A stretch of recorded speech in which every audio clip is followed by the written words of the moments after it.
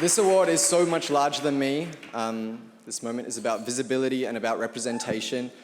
What and who we see in the media defines our perception of the world around us. And so to see ourselves in this picture of what is normal and what is acceptable and what is beautiful is absolutely vital.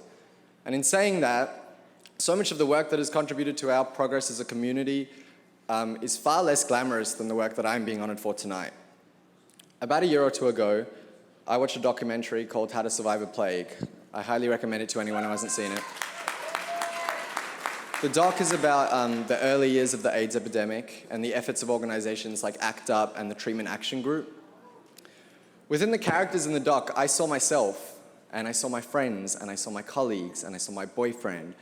And these kids were young, smart, active fighters. I saw that wit and that humor and that resilience that I've grown to love so much about my community. They were just like my friends and I. I know I'm being super humble. I'm like this smart and everything, just like me.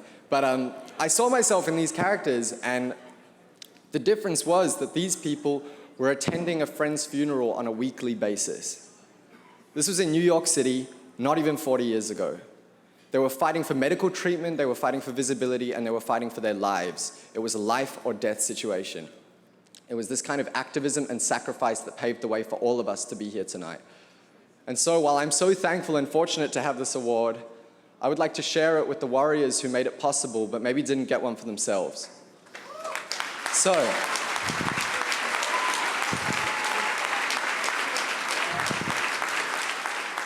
this award is for Peter Staley, one of the featured activists in How to Survive a Plague. Peter was one of the driving forces behind ACT UP, the founder of the Treatment Action Group, and a personal hero of mine. This is for Marsha P. Johnson and Sylvia Rivera, the godmothers of the Stonewall riots, who also founded a transgender rights group in the 1970s. This is for, you can keep going on the teleprompter. This is for Bayard Rustin. Bayard was an openly gay civil rights leader who worked alongside Martin Luther King Jr. and was largely written out of history as a result of homophobia. This is for Gilbert Baker, the creator of the rainbow flag, a symbol of pride who we sadly lost yesterday. This is for the Edie Windsors and the James Baldwins and the Frank Kamenies of the world, and the list goes on. Though times and our needs may have changed, this ethos and spirit still persists in our community today.